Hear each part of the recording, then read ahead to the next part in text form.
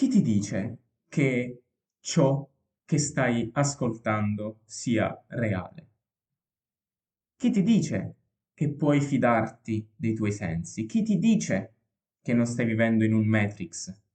Chi ti dice che non esista un genio maligno che sta facendo di tutto per illuderti della veridicità dei tuoi sensi? Cartesio risponde a questa domanda. Benvenuti a tutti, oggi continueremo il discorso su Cartesio, riprendendo dal fatto del perché sia dunque così tanto rivoluzionario. Come abbiamo visto nello scorso episodio, egli contro si distacca, ecco perché rivoluzione, perché si distacca dalla concezione degli antichi, in particolare nei confronti della filosofia aristotelico-tomista e della loro concezione della conoscenza, anzi di ciò che legittima la nostra conoscenza. Cartesio rivoluziona ciò perché sposta da una legittimazione divina al soggetto stesso, si passa dallo studio dalla conoscenza della realtà come una realtà conoscibile attraverso i sensi, ad una realtà conoscibile in quanto misurabile, quindi traducibile in dati quantitativi, in linguaggio quantitativo, ergo la matematica, le certezze fisiche. Poi vedremo anche successivamente l'idea di anima, che passa dall'essere, come già detto in alcuni episodi precedenti, un'anima divisa, l'anima tripartita platonica, l'anima divisa in più appetiti, appunto, un'anima sensibile divisa in irascibile e concupiscibile, anche secondo San Tommaso.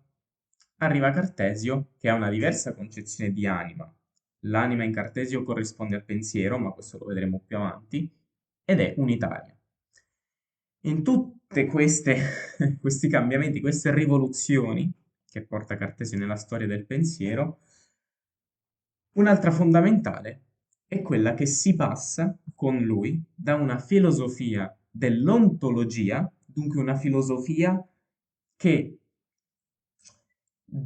si proponeva di dar ragion dell'essere, ovvero di rispondere alla domanda chi sono, appunto a vedere il perché delle cose, la sostanza delle cose.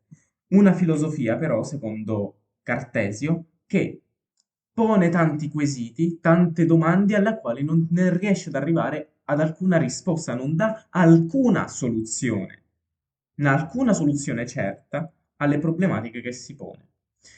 Critica fortemente quelli che sono, ad esempio, i sofisti, perché non fanno altro che predicare, che non fanno altro che di dar ragione a ciò che già conoscono, a ciò che già ritengono essere vero. E dunque non è altro che retorica per Cartesio, quella non è filosofia, è retorica. Non arriva ad alcuna nuova conoscenza, a nessuna conoscenza né oggettiva né certa e né nuova, perché è semplicemente il dar ragione di ciò che già conosco e non ampliare la mia conoscenza. Critica gli antichi, quindi non solo per la legittimazione della conoscenza, per l'idea dell'anima, per appunto la filosofia, il metodo filosofico che portavano avanti. E ricordate la parola metodo. Anche per il fatto che coloro che vivono dando per assodato, o meglio, senza criticare, senza mettere in dubbio la conoscenza dei propri antenati,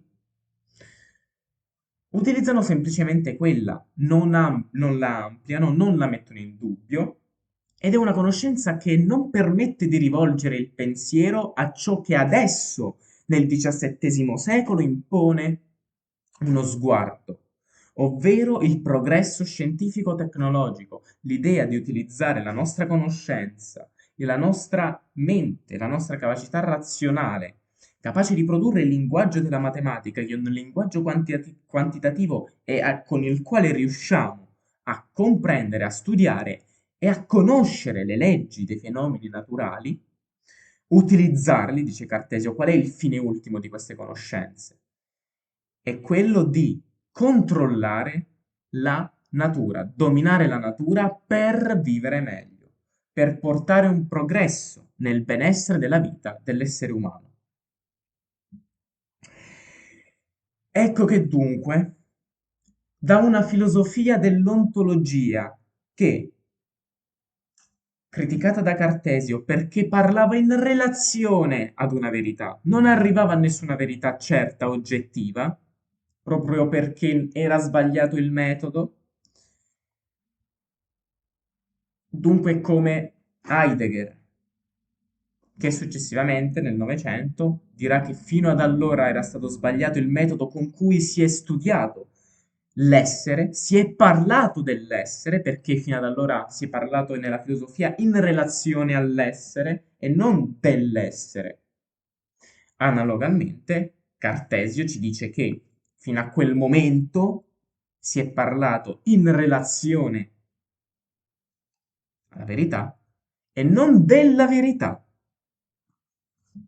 Ecco che si passa ad una filosofia dunque della gnoseologia, da una filosofia ontologica a gnosiologica, ovvero che tenta di rispondere alla domanda non più chi sono le domande esistenziali, che a quanto pare non hanno risposta, ma non hanno risposta oggettiva e certa, in un'epoca in cui cadono le certezze. La gnosiologia si propone di rispondere alla domanda: che cos'è conoscenza? Come discernere il vero dal falso? Per fare ciò c'è bisogno di un nuovo metodo di ricerca filosofica, un nuovo metodo di ricerca e di scoperta di nuove verità oggettive che non era possibile scoprire e conoscere con il metodo precedente perché sbagliato. E dunque Cartesio ci parla del suo metodo, il metodo cartesiano. Questa sua idea di metodo, innanzitutto, non è la verità. Non è la verità proprio perché, come detto nell'episodio precedente, e lo ribadisco, secondo Cartesio abbiamo la facoltà e il dovere di mettere in dubbio i principi arbitrari che ci vengono predicati come veri, assoluti, andare oltre il giudizio degli altri, andare oltre il nostro stesso pregiudizio. Ecco perché, come dicevo nell'introduzione, anticipa i bias, la problematica dei bias cognitivi, l'idea che dobbiamo emendare, accorgerci di ciò che in noi, appunto, come operano in noi questi bias, ovvero appunto quei filtri che per natura ci pongono pregiudizi alla realtà. Noi dobbiamo accorgercene, distaccarcene per arrivare alla conoscenza vera di quella cosa.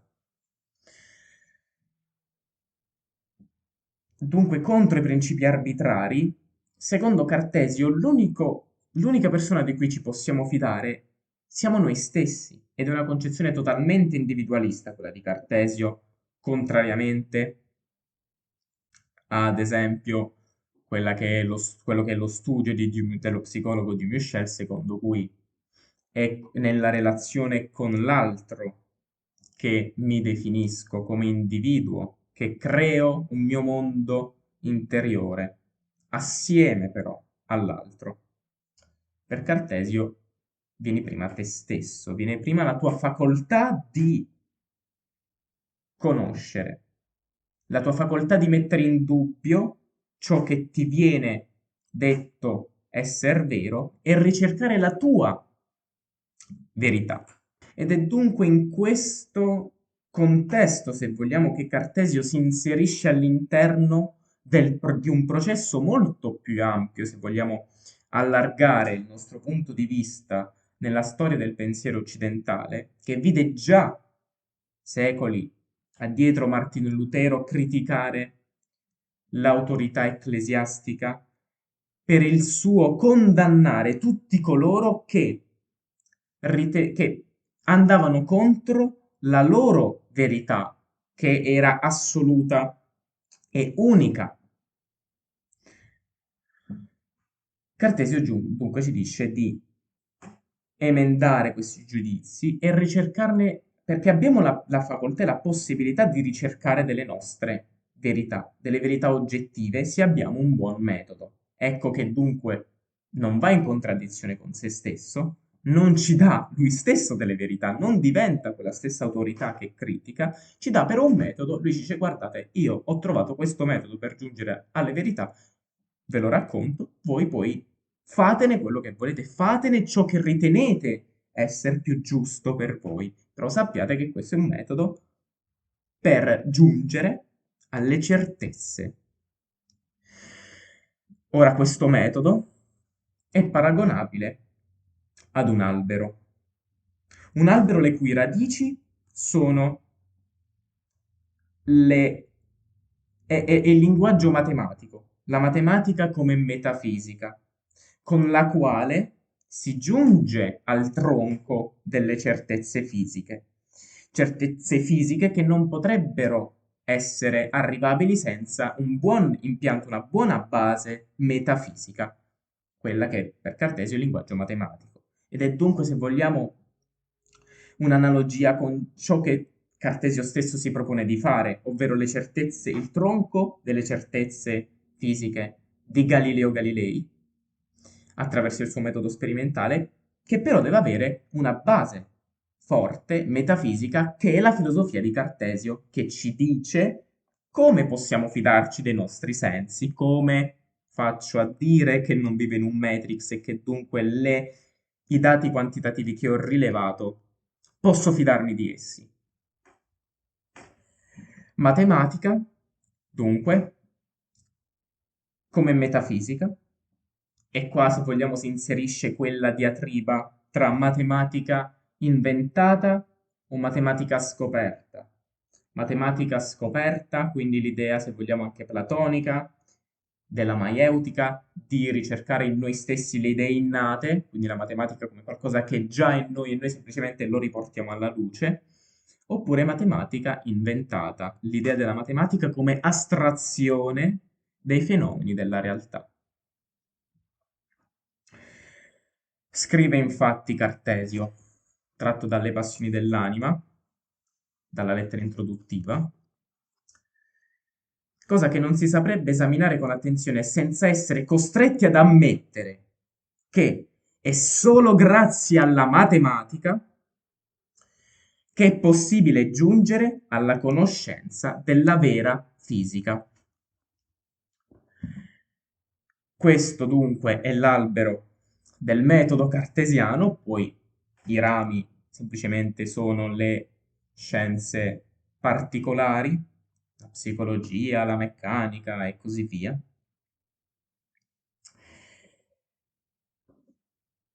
E dunque, questo metodo è un metodo che ci permette di conoscere a fondo la verità, essere certi di ciò che conosco. Perché? La legittimazione della mia conoscenza, appunto, non essendo più divina, si passa da un periodo appunto antecedente a Cartesio, secondo cui la conoscenza era una conoscenza universale, fondata su Dio, fondata sul metodo deduttivo dall'universale Dio garante del particolare, universale dunque è basata sulla fede. Io mi fido della verità che mi dice qualcun altro e non di ciò che io stesso penso, non ciò di cui io stesso reputo essere vero, essere migliore per me. Cartesio ci chiama alla nostra possibilità, alla nostra facoltà di utilizzare il nostro pensiero critico. Quindi da una conoscenza universale di fede ad una conoscenza semplice e certa. Semplice perché appunto, ed è la base di ciò che è il metodo scientifico contemporaneo, ovvero l'idea dell'analisi-sintesi, dunque la scomposizione di un oggetto, conoscerlo nelle sue parti particolari e poi da queste riassemblarle attraverso il processo di riassemblazione. Conosco, dunque riesco a proiettare la conoscenza in quell'oggetto attraverso l'azione di sintesi e dunque arrivo ad una vera conoscenza. Ad esempio, riesco a conoscere questa penna attraverso un processo di analisi delle sue parti particolari, conoscendole una ad una dal particolare, giungo al generale, non più dal generale al particolare, ma dal particolare al generale. Ed è appunto la base del metodo scientifico contemporaneo che si basa proprio su questo, prendere un fenomeno della natura, un fenomeno qualsiasi, ridurlo a dati essenziali, traducibili poi in un linguaggio quantitativo, e arrivare ad una conclusione, ad una certezza fisica, ma ho bisogno di un forte impianto metafisico. Questo impianto metafisico, per Cartesio, che dunque va anche a rompere quella concezione di divisione netta tra matematica, tra scienza e filosofia. Anzi, entrambe si influenzano a vicenda. E dunque semplice, bene, anzi, poi continua non solo analisi-sintesi, ma poi subentra l'enumerazione, ovvero creare una sorta di ordinare le idee sistematizzandole. Già Bacone precedentemente era stato, se vogliamo, il precursore di questa sorta di metodo di indagine, di creazione di uno studio organico di un qualcosa, di un fenomeno.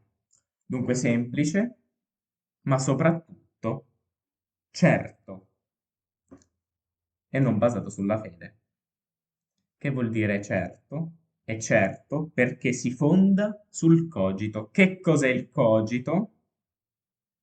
Il cogito è quell'intuizione, ecco perché si passa dalla deduzione all'intuizione e riprende anche quest'idea dell'intuizione, l'unica cosa che riprende da San Tommaso, ecco perché non bisogna neanche vedere da un punto di vista assolutistico l'idea del distacco di Cartesio dagli antichi, dato che, come già detto, San Tommaso vedeva nel io intuisco attraverso un'intuizione, appunto so che tutto ciò che esiste ci è dato da Dio.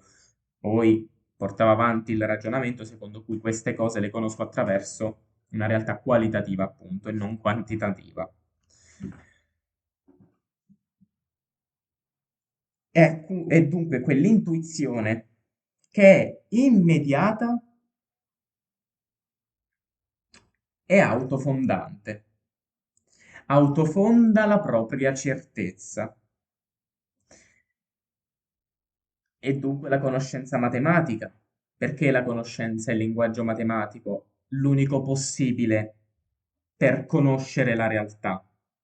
Perché è intuitivamente certo e autoevidente, autofonda la sua stessa certezza il fatto che 1 più 1 faccia 2.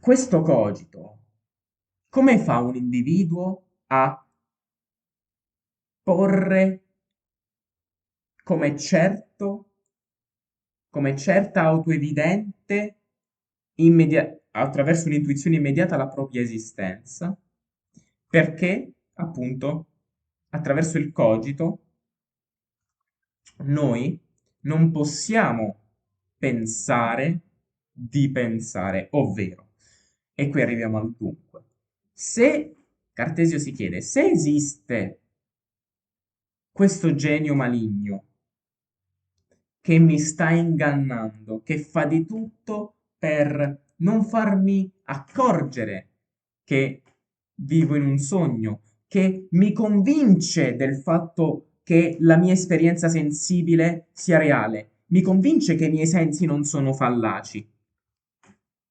Questo genio maligno, se vogliamo paragonarlo al film Matrix, l'idea che non possiamo, quando ci siamo dentro, come possiamo capire che il sapore della carne esista? Come facciamo e questo genio maligno ci inganna, ci ha programmati in modo tale che non riusciamo, cioè che pensiamo che il sapore della carne sia tale e non che sia diverso o semplicemente non ne abbia o che non esista proprio la carne nel mondo vero. E se prendiamo questa concezione del dubbio, che è un dubbio scettico, arriviamo a mettere in dubbio non solo la realtà che ci circonda, la realtà delle esperienze che faccio, perché ogni esperienza allora sarà priva di senso. Rischio di mettere in dubbio l'esistenza stessa del mio interlocutore, dell'altro, l'esistenza stessa di me stesso. Ma come posso essere sicuro della mia esistenza? Per il fatto stesso che la sto mettendo in dubbio. Perché secondo Cartesio io non posso mettere in dubbio il fatto che io stia mettendo in dubbio qualcosa, il fatto che io stia mettendo in dubbio il fatto che esisto, che stia mettendo in dubbio l'esistenza della realtà. Perché l'atto stesso di mettere in dubbio qualcosa, non posso mettere in dubbio il fatto che io lo stia mettendo in dubbio. L'azione stessa del pensare, di pensare qualcosa, è essa stessa pensare, appunto. Per questo motivo è autoevidente, è una certezza che immediatamente si palesa a noi come autofondante. Ed è questo il dubbio metodico, ovvero, un individuo che intuisce l'autofondatezza del proprio cogito, la intuisce immediatamente, intuisce la propria capacità di conoscere le verità, le certezze attraverso il proprio stesso, l'utilizzo della propria stessa ragione, essendo il proprio intelletto l'origine di quel linguaggio, quello della matematica, con il quale riusciamo ad arrivare alla conoscenza della realtà. Un linguaggio a sua volta autoevidente. E dunque questo individuo, che ha dunque fiducia nel suo cogito, ha fiducia nel fatto di ritener concreto, reale ciò che sente, ciò che sente nella propria interiorità essere vero, essere miglior per se stesso, per la propria vita, per la propria esistenza, il mettere in dubbio le cose, appunto, riesce ad utilizzare un metodo che autolegittima se stesso, un metodo appunto, quello cartesiano, di ricerca di nuove vie per arrivare a delle verità oggettive. Autolegittima se stesso proprio perché fondato su quel linguaggio metafisico, matematico, autoevidente perché frutto del nostro intelletto, del nostro cogito, un cogito che ci dà delle intuizioni che immediatamente quando pensiamo la sua esistenza, ecco, l'esistenza del nostro cogito, del nostro pensiero, è immediatamente certa perché autofonda la propria certezza, proprio perché non posso pensare di pensare.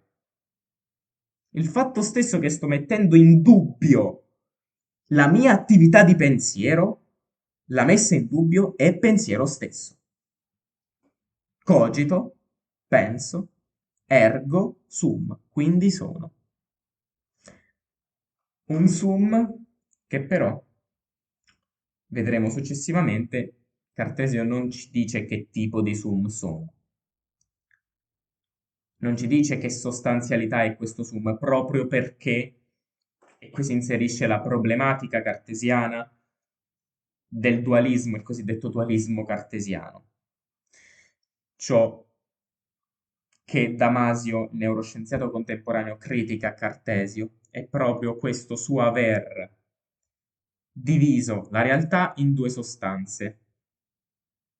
La res cogitans, il cogito appunto, che fonda la propria evidenza, la propria autoevidenza la ritrova, l'autoevidenza della propria esistenza la trova nel cogito, e poi la materia, che ha le caratteristiche dell'essere estesa, appunto qualcosa di materiale, e trova nell'estensione la proprietà che autofonda la sua esistenza.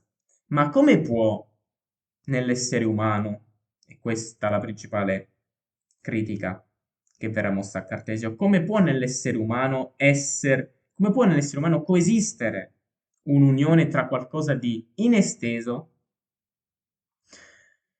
immateriale, come il cogito e il pensiero, a qualcosa di materiale ed esteso, la res extensa?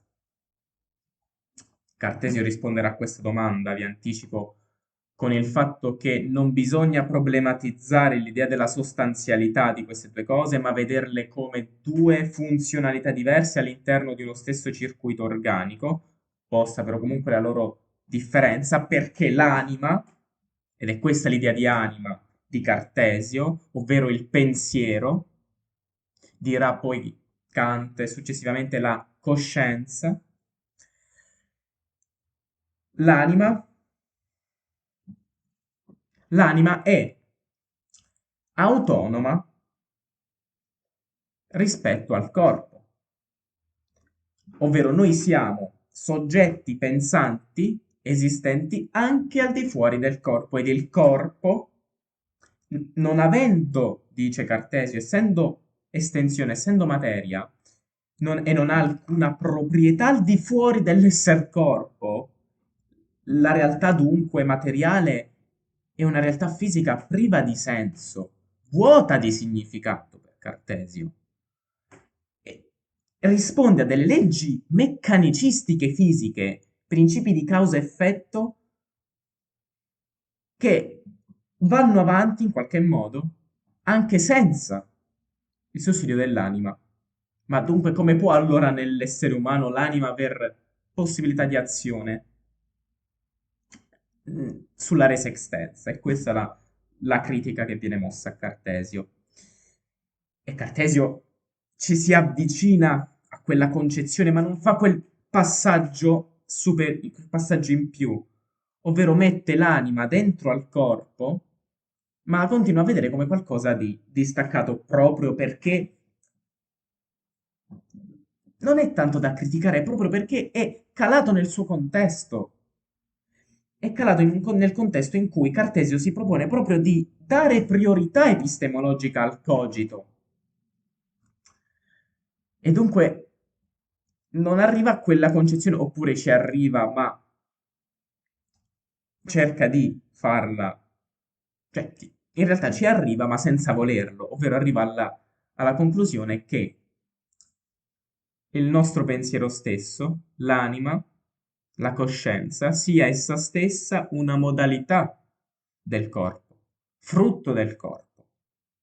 Dirà Darwin, frutto dell'evoluzione, in quanto l'uomo è forgiato dal mondo. È questo che manca a Cartesio. Ecco perché non, secondo me non attecchisce tanto la sua critica, perché è da calare nel suo contesto, un contesto in cui l'essere umano lo studio dell'essere umano è un essere umano calato nella natura e nella natura può conoscerla proprio perché, essendo anch'esso natura, quindi corpo, può conoscere la natura, può conoscere se stesso, può conoscere le proprie funzionalità, dirà Darwin, le funzionalità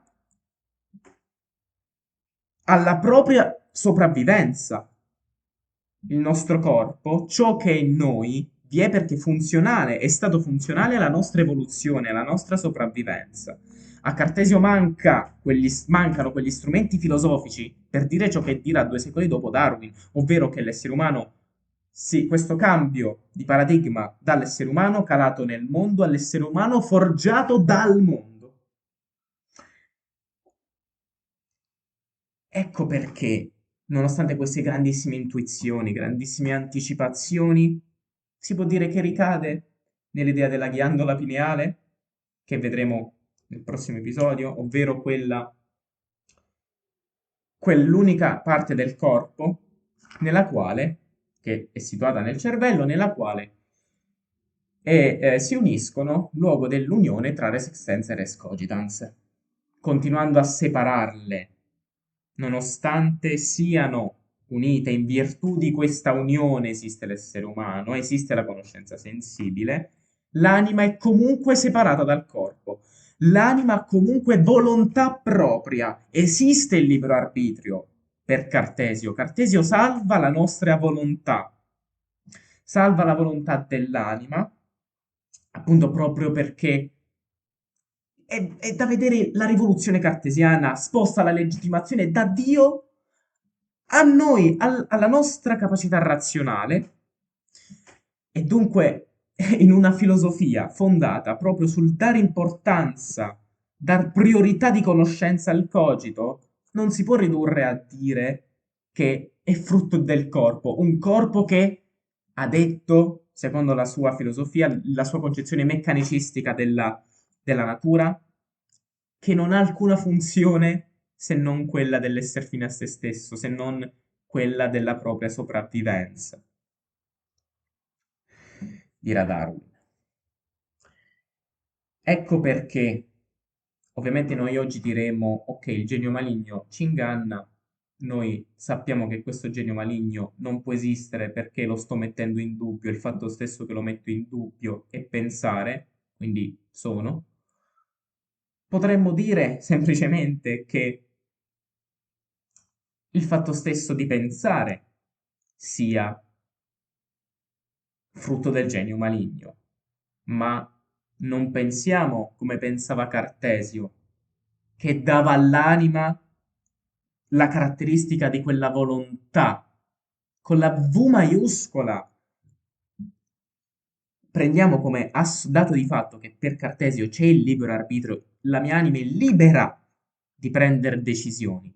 Non totalmente, anche qui ecco perché ricade delle volte, non totalmente perché è legata al corpo, ed essendo legata al corpo ha quelle cose che si riconoscono nella sua passività e non nell'attività, quindi della volontà del libero arbitrio, ma nella sua passività. E parleremo quindi delle passioni, le passioni dell'anima, in quanto legata al corpo.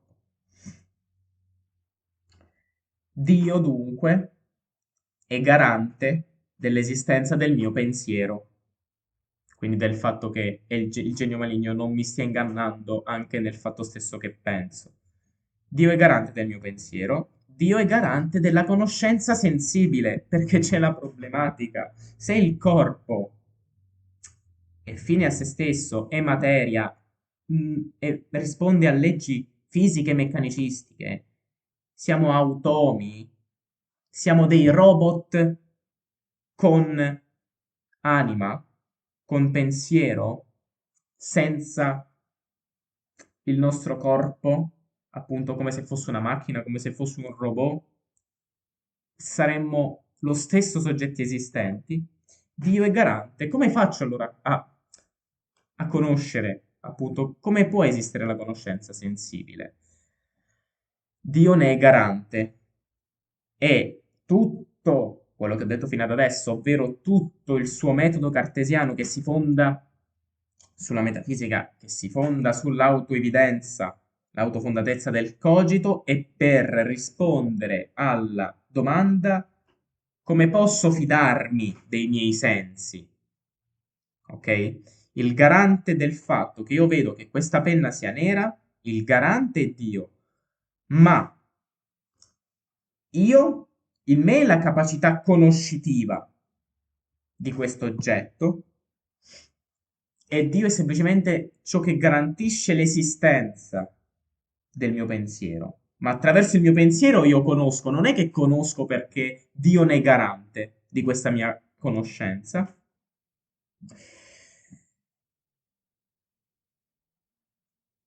E dunque rispondere alla domanda: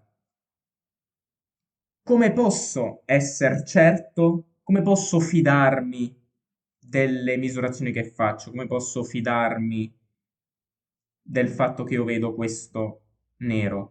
Cartesio ci dice che mi posso fidare di ciò proprio in virtù del cogito, di tutto ciò che ho detto precedentemente. Ma, ed ecco la problematica, come può dunque Dio aver creato qualcosa di inutile, ovvero la materia, perché non è insensata?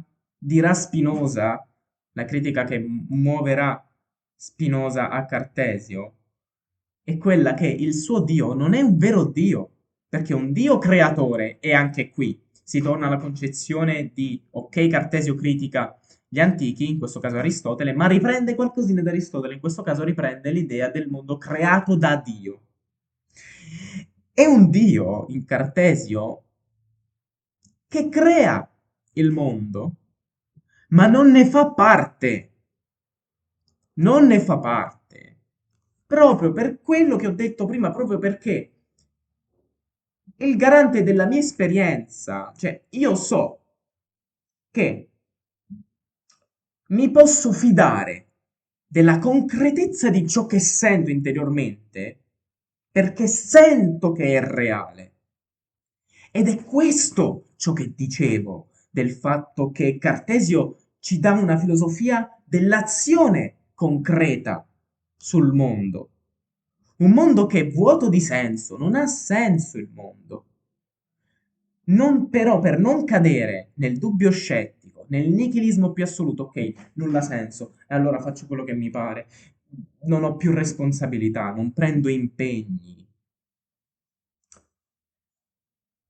Contro questo dubbio scettico, Cartesio ci dice che possiamo, ci chiama a fidarci, anzi del dubbio metodico. Io metto in dubbio perché ho la facoltà di farlo e mettendo in dubbio ho la possibilità autonoma, attraverso il mio pensiero critico, Cartesio chiama ad allenare il nostro stesso pensiero critico, la possibilità di conoscere certezze oggettive per controllare la natura, dominarla e vivere meglio, ho la possibilità, se seguo ciò che sento essere vero, ed è questo l'agire in virtù, vedremo anche questo successivamente riprendendo molto dalla concezione stoica, vivrò in coscienza.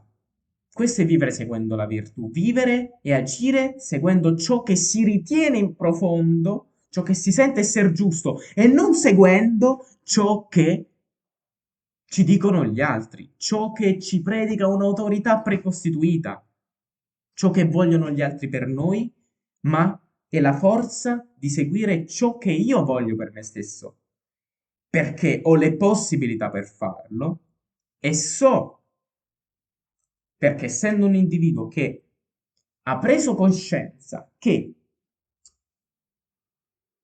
autofondo immediatamente la mia esistenza, l'esistenza del mio cogito, do senso attraverso esso alla mia realtà, ricerco le mie verità, agisco per fare in modo di averle, altrimenti ogni esperienza che farò sarà transitoria, la considererò come priva di senso, non la vedrò come una continuità. Cartesio ci chiama a ricercare la continuità, a fare in modo, a lottare attraverso la propria facoltà, perché attraverso la fiducia in se stessi, la fiducia nella propria interiorità, nella propria capacità critica, perché so riconoscere la concretezza di ciò che sono e di ciò che voglio, attraverso esso dar senso alle cose, non fermarmi ai pregiudizi, non fermarmi a ciò che gli altri vogliono per me, agli giudizi degli altri, delle autorità, non fermarmi alla superficie delle cose, quindi alla transitorietà, saltare da un'esperienza a un'altra, ma conoscere le cose, andare in profondità di esse. Questo secondo me è uno degli insegnamenti più grandi e più importanti che ci dà Cartesio, importantissimo nella società attuale. Dopo ben 40 minuti di monologo, che non ho idea di chi ascolterà fino a questo punto, io vi saluto, noi ci vediamo alla prossima.